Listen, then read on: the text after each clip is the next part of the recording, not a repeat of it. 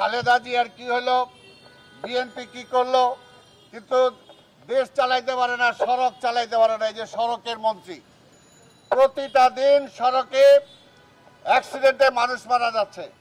ঈদের সময় মানুষ মারা গেছে, এবং সেই সময় পত্রিকায় আপনারা দেখেছেন যে সনদবিহীন গাড়ি রাস্তায় চলতেছে এবং এই কারণে অ্যাক্সিডেন্ট হইতেছে। আমরাও বলবো যে আজকে সনদবিহীন সরকার আজকে ক্ষমতায়, ভোটারবিহীন সরকার আজকে ক্ষমতায়, আজকে জনগণের ভোট ছাড়া আজকে ক্ষমতায়। সেই কারণে জনগণের দাবি দেওয়া তাদের কানে পৌঁছে না। বিএনপি অন্য কোনো কিছুতে বিশ্বাস করে না, বিএনপি ভোটের রাজনীতিতে বিশ্বাস করে।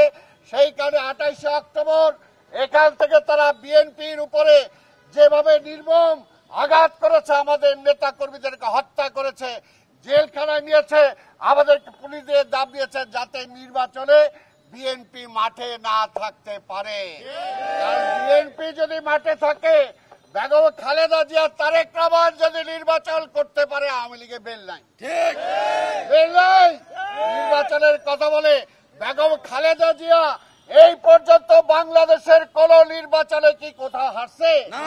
হারে নাই।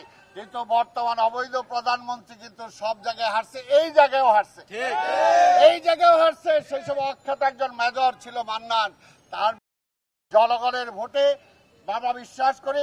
তাই সরকারকে এখনো বলবো সময় আছে, সময় আছে। অনতিবিলম্বে পদত্যাগ করে তত্ত্বাবধায়ক সরকার অধীনে আজকে নির্বাচন দেন, এবং নির্বাচিত সরকার আসলেই জনগণের সুখ দুঃখ বুঝতে পারবে, জনগণের কথা বলতে পারবে।